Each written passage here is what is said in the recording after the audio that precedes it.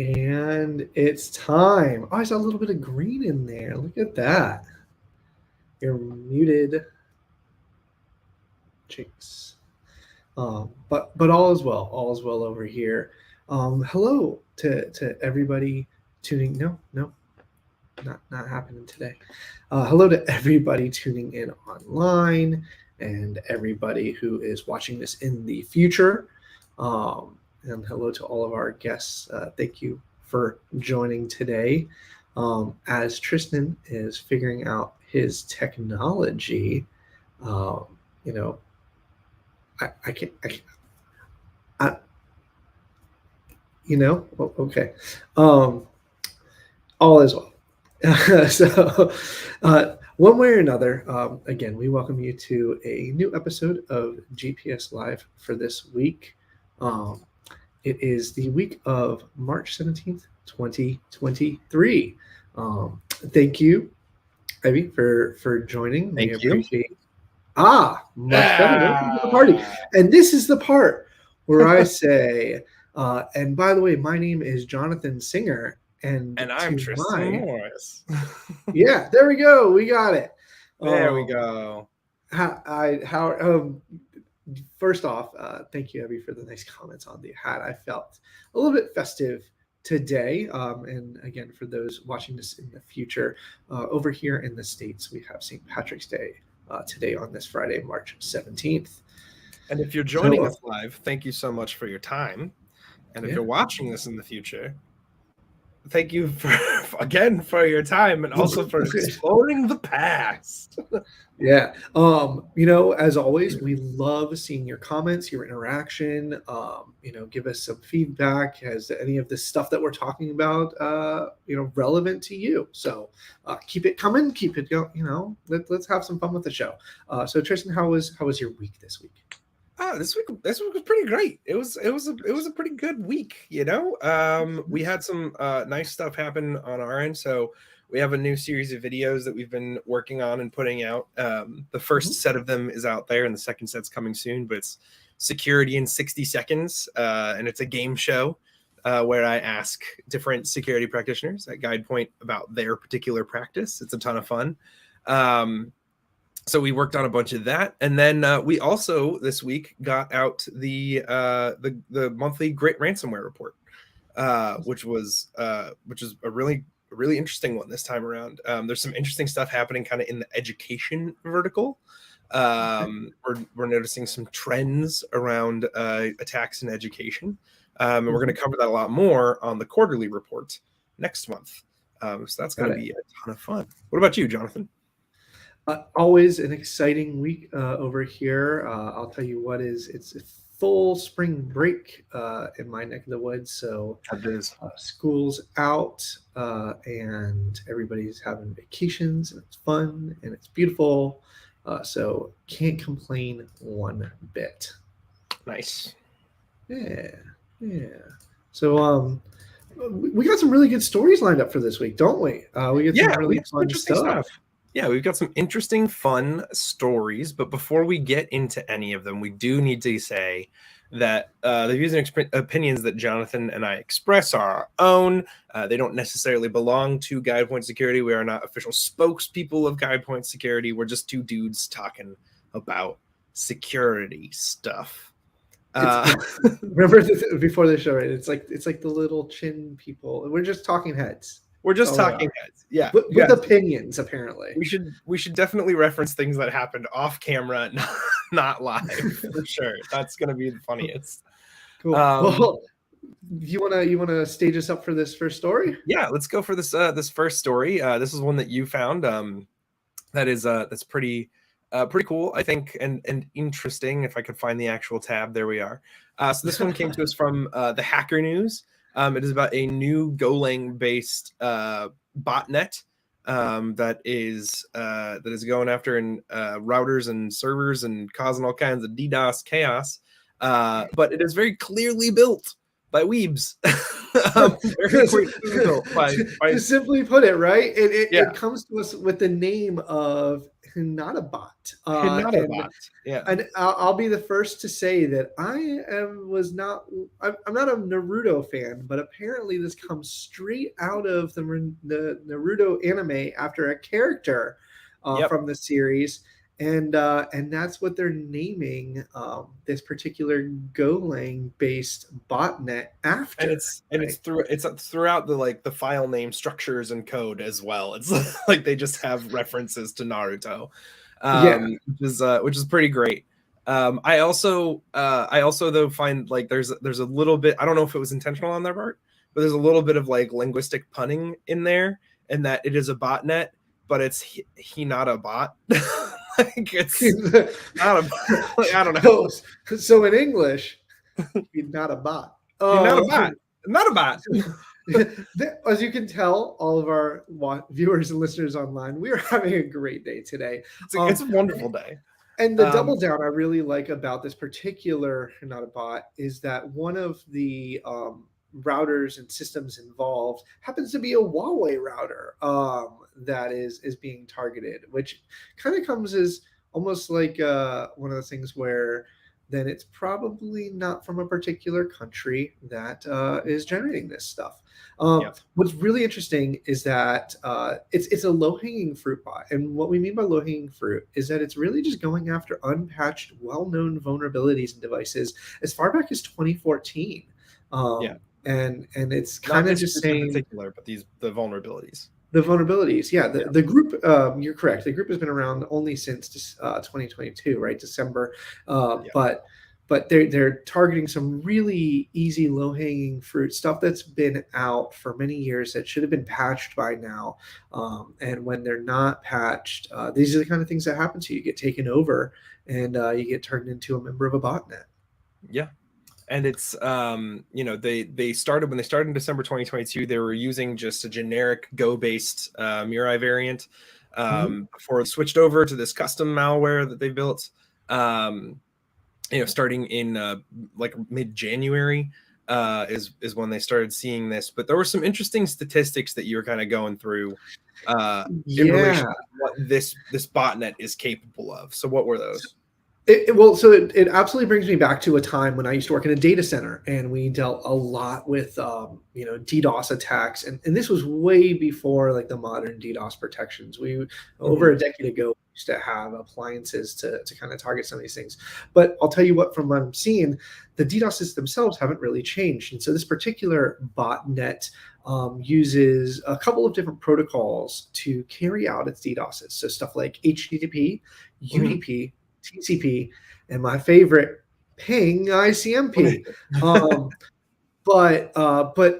Again, this botnet is also actively changing. As you mentioned, within a month, they moved off of somebody else's Go-based architecture to their own, and now they're even simplifying the protocol. So today, the botnet is utilizing HTTP, which many may know is our friendly hypertext transfer protocol or web traffic, and UDP, that kind of joke that you'll never get. And but here's what amazes me, right? We'll say 10,000 bots in the botnet, right? It is a figure size here. From a UDP perspective, 10,000 bots within this botnet can do 3.3 terabits per second. That's an insane amount. I mean, Akamai was doing some testing with it, and they did some 10-second attacks using HTTP, and they got 3.4 megabytes of packet capture push, and it pushed apparently 20,430 HTTP requests.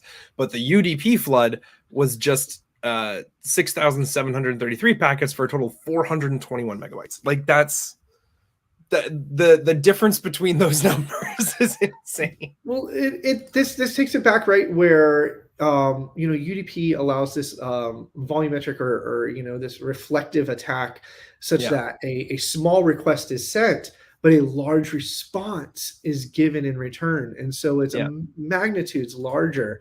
And so that's why back in the day, we used to see NTP attacks where the NTP was something as simple as what is the time? And it would respond with time. Or you can say, what is the time in every single time zone in the world? The Yeah. questions were really small, but the answers, you can ask a very small question to get a really big answer, and that's what Mhm. allows it to have such immense potential Right. for a DDoS attack to take a system down that just can't handle. I don't know anybody who, on a small scale could personally handle 3.3 terabits per second. Yeah.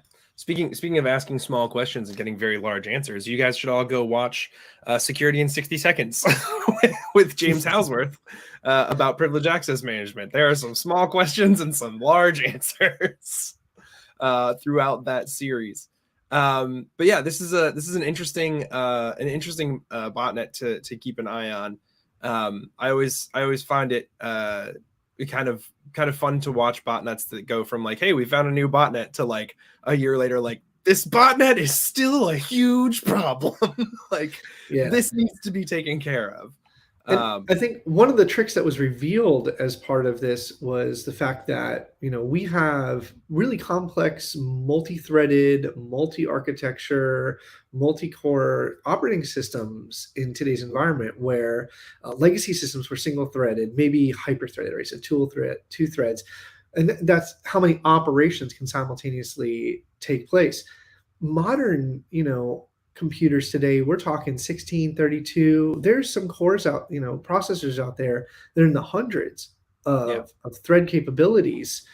And these are simultaneous operations. And so a single system is becoming multifaceted, on top of the fact that it's an at scale botnet. So a lot of things going on in that space.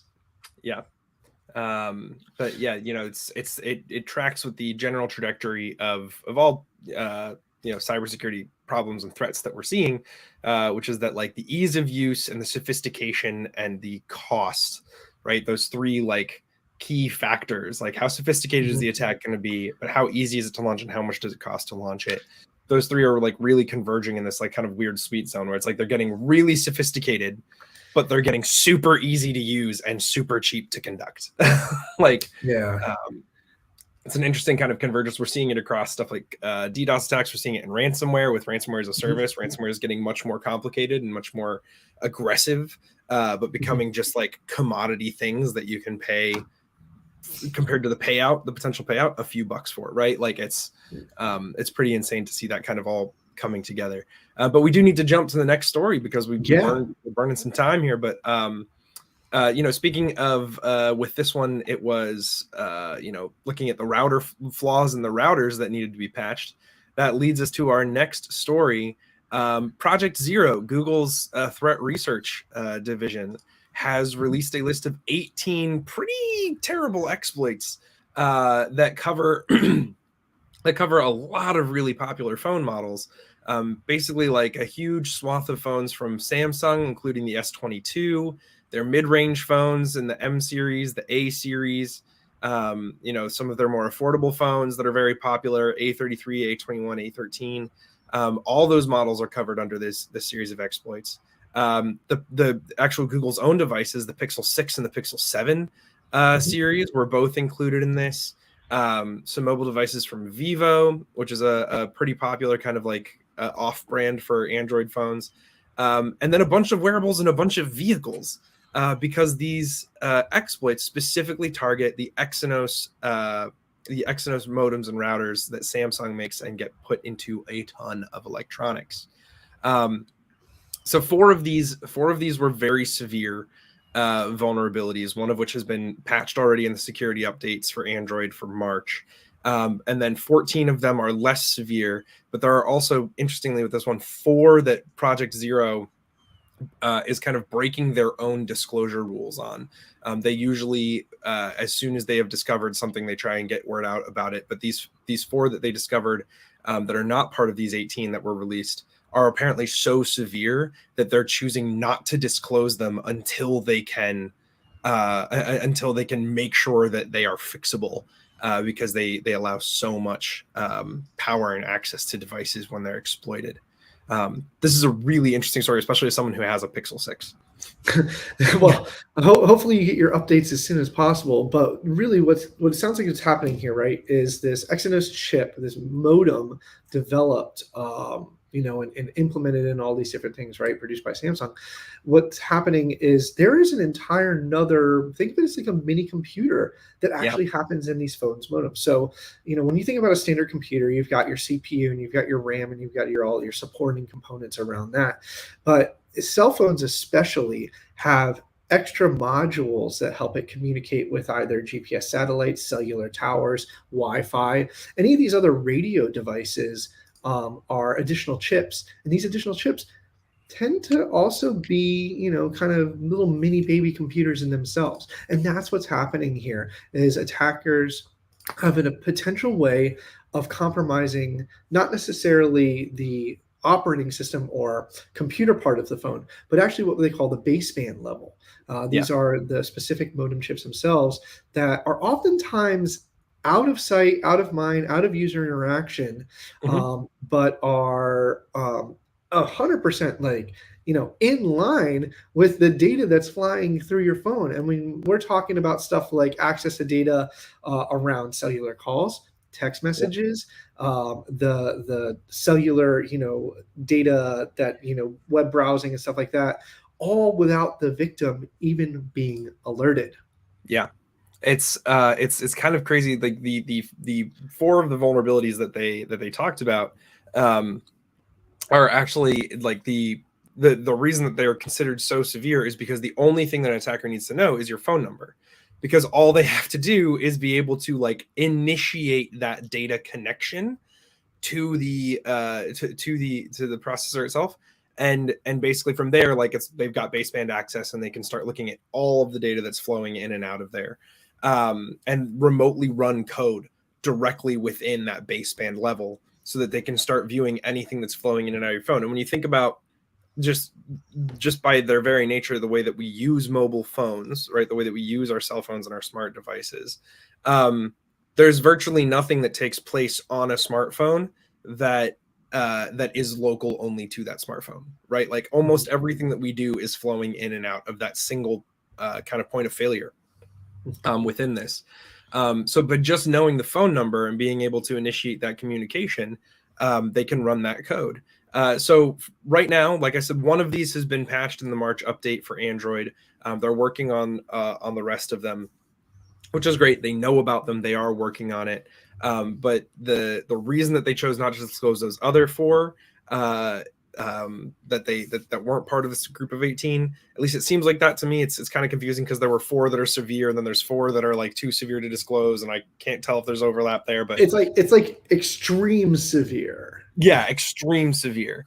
The reason they chose not to disclose those other 4 though is because apparently it would be so trivial to figure out how to exploit it if you just know that it exists, that they were like, yeah, we cannot talk about this one publicly, even though they've already disclosed it to these companies. And usually their policy is within a set period of time after disclosure, they just release the stuff as a way to kind of, I would think, pressure companies into actually taking action on these kinds of severe things. There is a mitigation that they talk about, which is to turn off Wi-Fi calling and voice over LTE, because that turns off that data portion so that you're not actually transmitting like data over a phone call, which is what allows an attacker to run this run this remote code at the baseband level. The problem with that is, in a lot of areas in the US and a lot of populous areas in the US, phone companies have started turning off 2G and 3G networks. They're only running LTE networks in some of those areas. So the only way you get phone calls is voice over LTE if you're out and about. And for a lot of people in rural areas where there's not much cell coverage, Wi-Fi calling in their home is the only way that they have cell phone coverage.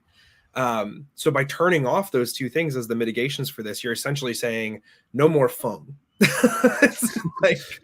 Sorry, you don't have a phone now. Yeah, right, the things that it takes to be secure. And this reminds me of some old, attacks on baseband chips from early Android days, where if anybody recalls AT commands or AT modem commands from back in the day, this is kind of a play on that, where these modems have a series of documented and oftentimes undocumented commands that can be fuzzed, that can be brute forced, and you may find and discover a number of functions or switches or vulnerabilities that suddenly arise out of it. But to keep things rolling, because we do have some always exciting good news at the end to keep up that pace. There's one other thing that I wanted to point out. Go for it. Is just that those Exynos chips are also, like I mentioned earlier, used in a lot of connected vehicles. So if you have a car that has a LTE modem in it that allows you to make phone calls, or is just talking to like OnStar, right? That's used a lot for that, or those kinds of extra services. Or BMW SOS or Mercedes or any of the other major car manufacturers that have cellular uplinks. Exactly. Maybe a great time to like reach out to car manufacturers and be like, hey, you planning on patching this? Because this could just allow someone to, gain pretty intense access to like root systems on your car, like very deep level systems that like the amount of data that we put through infotainment systems now, and that gets fed back across that data connection, so that they can do, vehicle diagnostic monitoring and everything like that. It's a lot of info in there, and you need to make sure that car manufacturers are on top of that. So let's move on to that next one, like you were saying. Yeah, sure thing. So kind of jumping away from, cell phones and cars getting hacked, let's take it back to computers for a minute here, because we've had a tradition of fake programs on our articles. Well, let's talk a little bit about some fake antivirus, because that's something that we still deal with constantly today. And so a story that you found from Bleeping Computer talks about the Winter Wyvern group that is, I'm going to go out on a limb and say the article calls them an advanced hacking group, but from the looks of this, it seems like it's a little bit more rudimentary. And so, hey, even the simplest tools can be used by an expert craftsman, right? Like, this is a group targeting European government organizations and telecommunications service providers. They have some fairly apparent, based on their activities, alignment with certain governments and groups. And you can find the story on Bleeping Computer if you want to know more. We just try and stray away from like naming big actors and stuff here a little bit, especially when things are not necessarily fully confirmed. But apparently, according to some research, they function on some limited resources, but their creativity is more than compensating for those limitations. As a quote from the article. Creativity is also a far stretch from what I'm seeing here. Right. Well, what they did is, one of the first things that it's called out is that they were first documented in 2021 when they were targeting government organizations in a few different countries. But now they've started targeting European countries and basically creating fake versions of those countries' government cybersecurity websites to like trick you into, downloading things from those sites and like very official looking sites and copies that they have. But they distribute malicious files. So basically they've set the entire site up. It's essentially just like phishing, right? Like, but they're impersonating the actual government organization itself. So it looks a lot more credible to the average person. But the funny thing about this is that those sites spread malicious spreadsheets with macros in them that launch PowerShell. like the simplest, most basest way that you could like get an attack running on a machine. And that's one of the original techniques, right? Yeah. Is we've seen this before in Office documents, right? And macro execution, which Microsoft is actively addressing in helping make macros not default and putting up warnings and stuff like that. But they've moved to something even more interesting: Windows batch files. And these batch files are meant to impersonate antivirus by simply running a PowerShell command to grab a dropper in the background and then making a fake progress bar.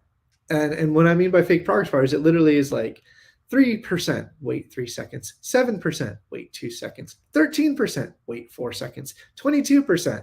And it does this little like fake scanning process until it gets to the end and it says a virus not found. And now, one of the things that was called out is that the payload that is being delivered by these fake, progress bars is called aperitif, as I call it, Yep. right? Which is what we're familiar with, a before dinner drink, right? Of the sorts.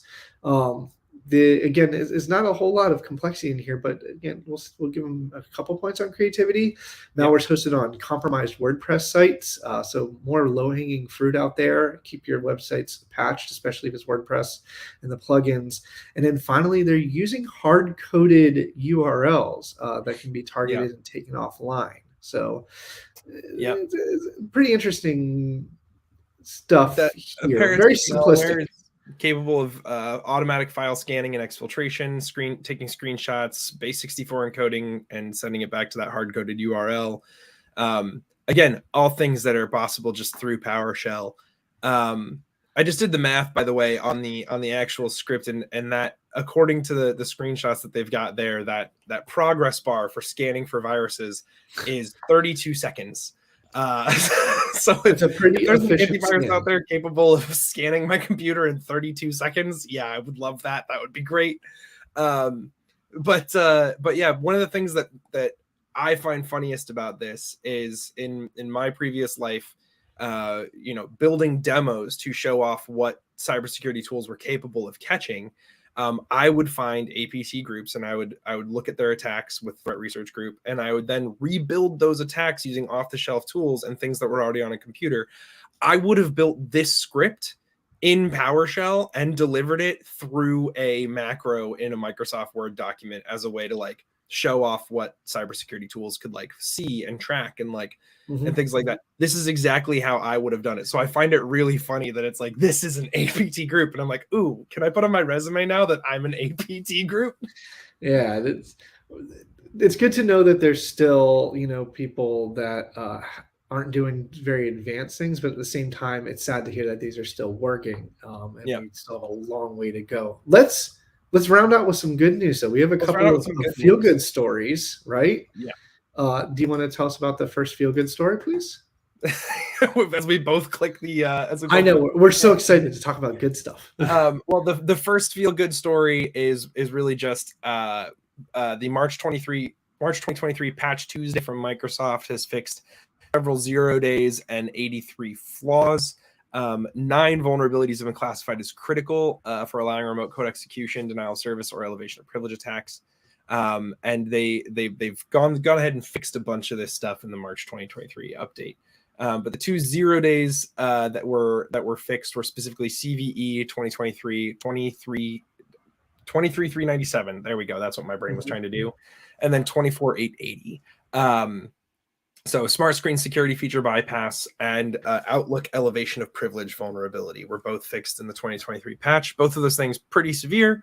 Both of those things have now been patched out. And what was our second story, Jonathan? I have it right here. And so our second story is a growing, actually, because this was started a bit ago, a growing partnership between CISA, the Cybersecurity Infrastructure and Security Agency, here in America, and the Girl Scouts of the USA. Now, to kind of expand on this, back in 2017, CISA provided some collaboration with the Girl Scouts of the USA to put together 18 cybersecurity badges. And in those last 5 years, more than 315,000 cybersecurity badges have been earned by Girl Scouts. And so to build and expand on that, CISA is continuing to work with the Girl Scouts and announce a new memorandum that formalizes the collaboration between the two organizations, with the goal of bridging the gender gap in cybersecurity. And this is really exciting news. CISA, in fact, is going to be participating in the 2023 Girl Scout Convention that's coming up this year in July. And they're going to continue to stay involved and help with sharing tips for the Girl Scouts and their families and their communities to stay safe online, not only, as they say, in this increasingly digital world, but to learn stuff about entrepreneurship and skills to help with not just selling their Girl Scout cookies, but maybe a future in cybersecurity tool too. And this is great because we have, right, like this is the kind of direct thing that we need to see when it comes to the fact that, like, for the last 10 years we've been talking about the cybersecurity skills gap, like even longer than that, like the shortage of professionals that we have. And then we've also been talking about the extreme kind of like imbalance in the types of people that work in cybersecurity itself. And the way to fix the first problem is to fix that imbalance. If you get a more diverse group of people interested in cybersecurity and working with cybersecurity, you can fix the first problem of not enough people working in cybersecurity. So this is really great steps to see from CISA, and also 315,000 badges. Yeah, that's potentially 315,000 young people who are interested in cybersecurity and entering the workforce in the next couple of years. That's incredible. So we are a little bit over time, but that's fine. We've been having fun. Today was definitely a silly day, I think, for us, but it was a good time. And maybe viewers, should I wear more silly hats? Let me know. More silly hats. See you in the comments. Maybe viewers, should I have more technical issues at the top of every episode? We'll see. But thank you so much for joining us for GPS Live for the week of March 17th, 2023.